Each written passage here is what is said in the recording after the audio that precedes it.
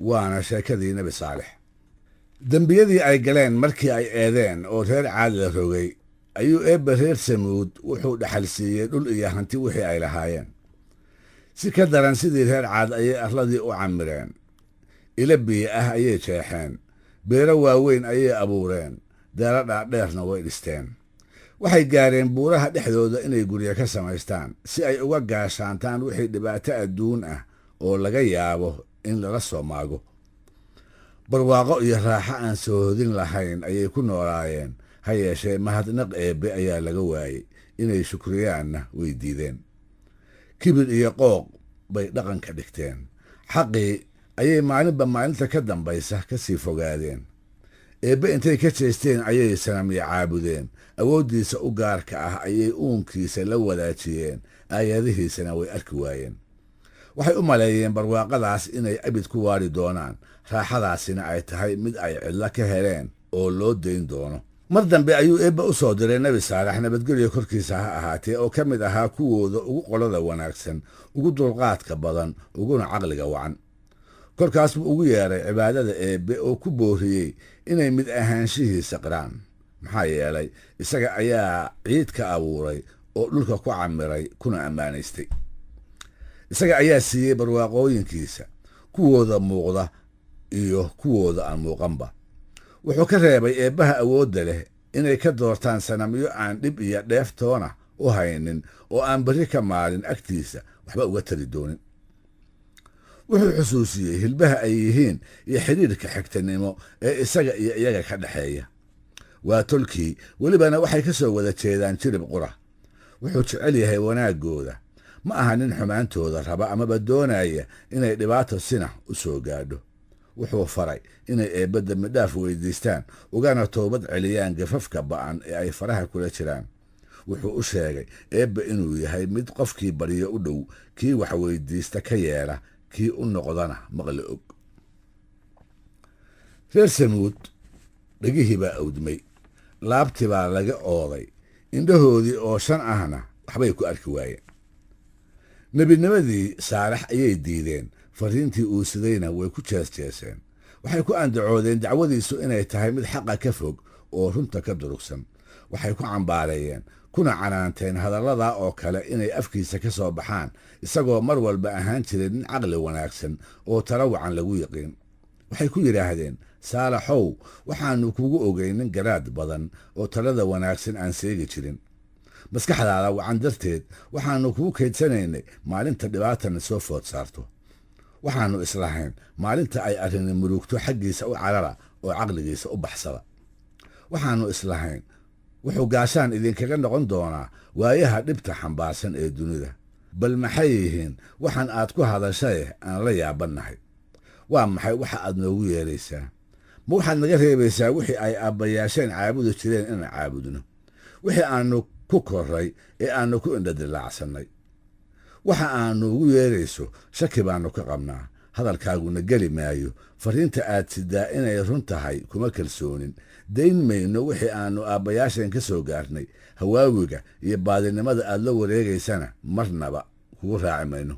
قالوا يا صالح قد كنت فينا مرجوا قبل هذا أتنهانا أن نعبد ما يعبد آباؤنا وإننا لفي شك مما تدعونا إليه مريب. wuxuu ka waaniyey hadalkiisa inay ku gacan sayraan. diintii uu fidinayay nuxurkeeda ayuu si cad ugu sheegay. barwaaqada uu eebba siiyey ayuu xusuusiyey. cadaabkiisa iyo qabashadiisana wuu ku cabsiiyey. wuxuu u caddeeyey gudbinta dacwada eebbe inaannu dheef kaga rabin, madaxnimona aanu ku doonayn. hanuunka uu ugu yeerayo iyo talada wanaagsan ee uu siinayo kagama rabo inuu mushaar kaga helo amaba ay abaalgud ku siiyaan. abaalkiisa eebbe ayuu ka sugayaa, wuxuuna erayadaa kaga saarayey shaki kasta oo laga yaabo inay ka qabi karaan lilaahinimadiisa. dadweynihii danyarta ahaa qaar ka mid ah ayaa rumeeyey, ha yeeshee madaxdii uu kibirku maskaxda kala tegey way diideen. qooqoodii ayay ku adkaysteen. waxay ku mintideen caabudkii sanamyada, waxayna ku yidhaahdeen, saalaxow, waa lagu galay oo waxaad noqotay maraan. waxaannu ku malaweynahay in lagu falay, taasina ay kuu keentay wax aanad aqoon u lahayn in aad isaga hadaaqdo. qof annaga oo kale ah ayuunbaa tahay. nagama qolo fiicnid oo nagama sharaf badnid, nagama hodansanid, nagamana magac dheerid. waxaaba naga mid ah qaar kaa mudan nebinimada iyo gudbinta farriinta aad sheegayso. runtii hawshan aad faraha la gashay waa mid aad ku doonayso inaad magac dheer ku yeelato oo aad reeraha madax ugu noqoto. waxay isku dayeen inay Saalax diintiisa ka weeciyaan oo gudbinta dhambaalka Eebbe ay shaki ka geliyaan. waxay ku andacoodeen haddii ay isaga raacaan inay waddada toosan ka bayrayaan oo ay baadinimo ku dhacayaan. beentoodii intuu ka jeestay kuna gacan sayray ayuu ku yidhi, tolow anigoo haysta xujo cad oo xagga Eebbe aan ka helay, anigoo ku naaloonaya naxariistiisa, hubaashii anigoo labadoodaasba u haysta, haddaan idin raaco oo aan waddadiinna qaado, Eebbana caasiyo, yaa cadaabkiisa iga celinaya, ciqaabkiisase yaa gaashaan iiga noqon doona. been hawaasiyo iyagu beenta abuura ayuunbaa tihiin. قال يا قوم أرأيتم إن كنت على بينة من ربي وآتاني منه رحمة فمن ينصرني من الله إن عصيته فما تزيدونني غير تخسير. markay arkeen sida uu isugu kalsoon yahay ee uu xaqa ugu dheggan yahay, ayay madaxdii kibirtay ee reeruhu waxay ka baqeen dadka raacsan inay bataan, kuwa hiilka u ahina ay kordhaan. waxay qaadan kari waayeen inuu noqdo hanuuniyaha tolka ee maalmaha guuldarrada loo ciirsado, inuu ahaado xidig iftiima oo karkay dhibaata timaado xaggiisa loo cararo. shaki kuma jiro inuu dadka u horseedi doono wax Eebbe u dhoweeya, kana reebi doono wixii ka fogeynaya. sidaa darteed waxay ka baqeen maamulka dowladdoodu inuu burburo oo awooddoodu meesha ka baxdo. waxay ku tashadeen dadweynaha iyo isaga inay shaki kala geliyaan oo ay taagdarradiisa dibadda u soo saaraan. markaas bay weydiisteen inuu u keeno astaan ama calaamad runtiisa muujinaysa iyo mucjisad muuqata oo dhambaalka uu sido lagu aamini karo. markaas buu inta farta ugu fiiqay tulud geela oo u muuqata iyagii ku yidhi, hashaasi iyada keligeed ayaa biyaha kal iska leh, idinna kal baad leedihiine faraha ka qaada dhulka Eebbe ha daaqdee, xumaanna ha kula kicina. قال هذه ناقة لها شرب ولكم شرب يوم معلوم ولا تمسوها بسوء فيأخذكم عذاب يوم عظيم. markaas ka hor weligood ma ay arag hal biyahooda la qaybsata oo maalinna iyada loo daynayo, maalinna ka qadaysa oo intooda kale u dhaafaysa. shakino kuma jiro Saalax inuu dareemay sida ay gaalnimada ugu madax adag yihiin iyo sida ay dowdarrada ugu dheggan yihiin. shaki kuma jiro inuu ogaaday xujada runta ahi sida ay ruuxa baadilka wata uga naxiso ee ay ugu horseedi karto inuu xumaan ku kaco. sidaa darteed waxa uu ka baqay inay hasha dilaan. isaga oo uga digaya inay waxyeello u geystaan ayuu ku yidhi, yaan cadaab degdeg ahi idin haleeline, wax dhibaato ah hashaa ha u geysanina. intii muddo ah ayay hashaasu dhex joogtay iyadoo daaqaysa dhirta uu Eebbe arladiisa ka soo saaray. biyaha iyada ayaa kal iska lahayd, kalna way ka qadi jirtay oo uunka kale ayaa lahaa. shaki kuma jiro hashaas inay dad badan xagga Saalax u soo jiiday kadib markay hubsadeen dhambaalka uu sidaa inuu run yahay, ayna u caddaatay nebi dhab ah inuu yahay.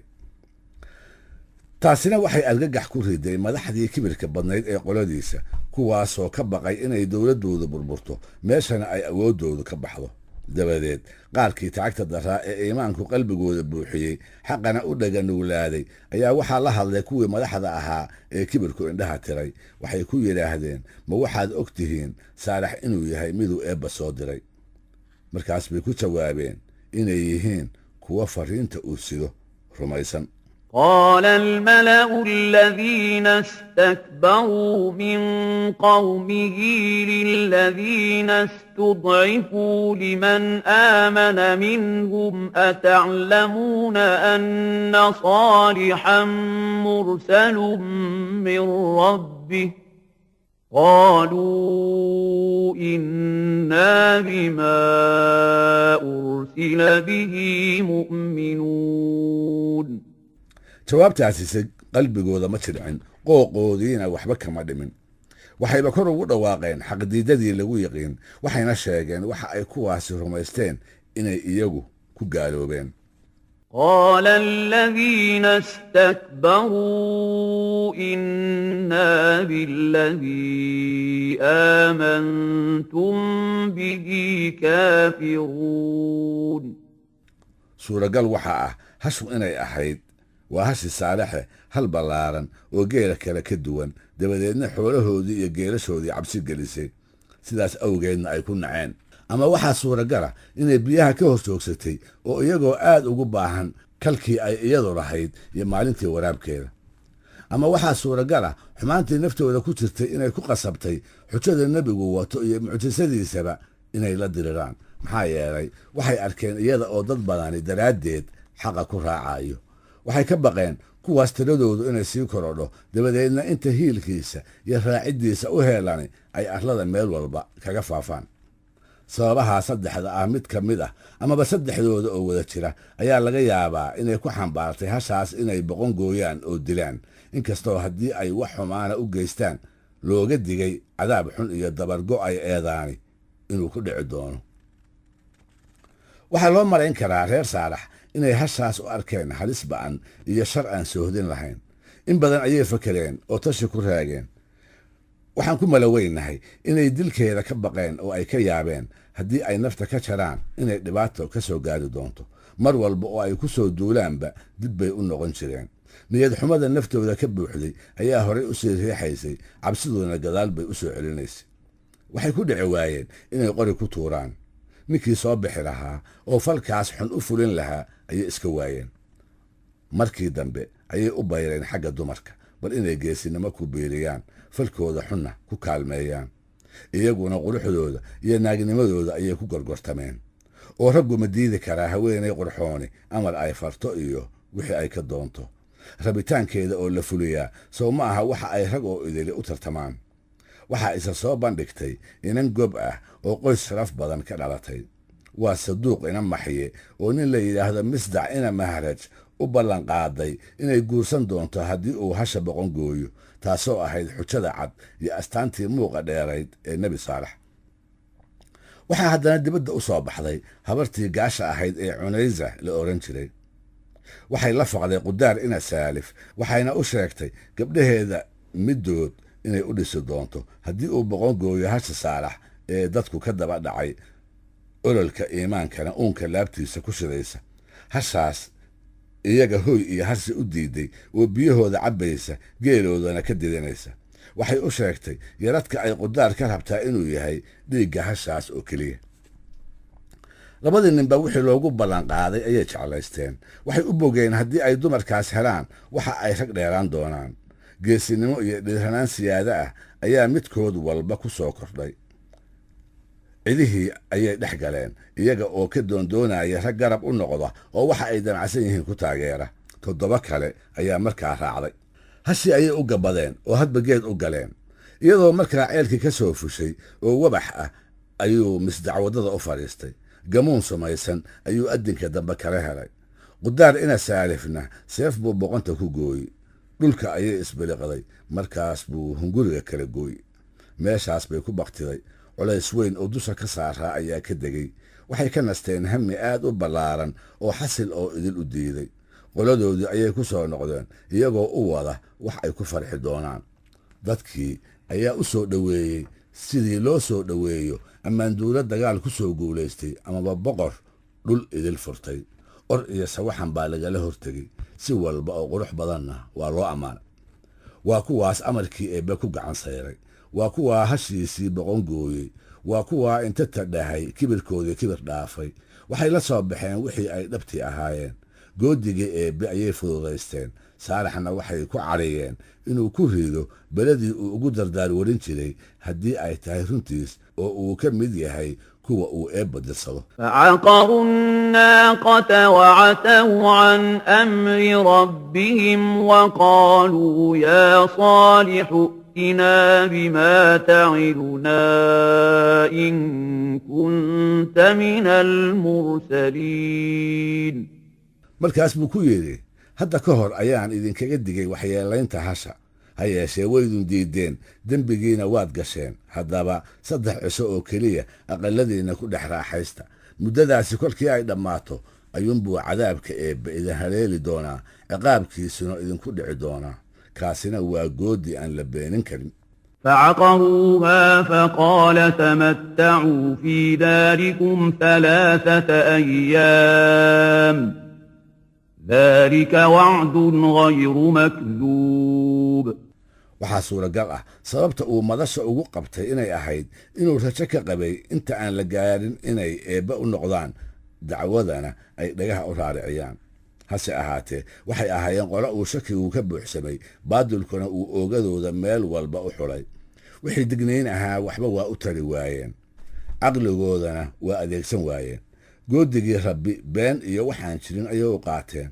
waxay ku adkaysteen inay nebiga quursadaan cadaabka uu ugu dardaar wariyey ee uu uga digay inuu u soo dedejiyo ayay weydiisteen kolkaas buu ku yidhi tolow maxaad cadaabka ku falaysaan maxaad naxariista ku diidan tihiin bal inuu idin dembi dhaafo maydun eebba baridaanoo u toobad keentaan waanadaasi waxba uma ay noqon waxmana kama ay beddelin waxay sii macaansadeen baadinimadii ay ku jireen waxay ku yidhaahdeen adiga iyo inta kula socotaba waannu sharaysannay koox iyaga ah ayaa dabadeed meel ku shirtay waxay isku dhaarsadeen goor habeena oo aan caddo ahayna gudcur ah inay saarax u gabbadaan isaga iyo qoyskiisa oo hurda inay si kadisa ugu galaan halkaasna ay ku laayaan iyadoo aan cidina arkaynin waxay ku wacatameen tashigaasi inuu noqdo mid qarsoodi ah oo aan iyaga dhaafin ruux kalena aan loo sheegin sidaas bay xumaan ugu koodeen isaga iyo qoyskiisaba inay gumaadaan ayay isku afgarteen waxay u maleeyeen cadaabka eebbe inay sidaas kaga gaashaaman karaan ciqaabta ku dhici doontana ay shirqoolkaas ku baajin karaan ha yeeshee malahaas way ku gabsanaayeen loogumana kaadin wakhti ay tashigoodii xumaa ku fuliyaan nebi saalax iyo intii rumaysay waxa uu eebbaweyne ka badbaadiyey cadaabkiisa wuxuuna ku riday gaaladii xaqa diiday halkaas baa waxaa ku fulay kuna hirgalay goodigii cuslaa ee ilaah waxaana loogu hiiliyey rasuulkiisa intii eebbe ka sii jeedsatay oo nebigiisa diiday ayaa maalintaasna la rogay gariir baa lagu gumaaday waxayna ku muteen dembiyadii ay galeen aqallada gudahooda iyaga oo ku jira ayay baaba'een dib dambana looma arag meel ay ku dhibceenna la isuma sheegin guryihii waaweynaa ee ay dhisteen xoolo wixii ay urursadeen beera wixii ay qoteen iyo buuraha dhexdooda wixii ay aqalla ka jeexdeen intaasiba waxba waa u lilayn waayeen abaalmarinta xanuun kale ee eebbana waa ka dabaali waayeen markii uu arkay cadaabka qoladiisii ku dhacay siday guryahoodii u burbureen iyo meelaha iyagoo meyda ay daadsan yihiin ayuu saalax nabadgelya korkiisa ha ahaatee aad u murugooday kolkaas buu yidhi tolow fariintii eebbe anigu waan idin soo gaarsiiyey waana idinla teliyey ha yeeshee weligiinba ma aydun ahayn kuwa ciddii la talisa jecel فأخذتهم الرجفة فأصبحوا في دارهم جاثمين فتولى عنهم وقال يا قوم لقد أبلغتكم رسالة ربي ونصحت لكم ولكن لا تحبون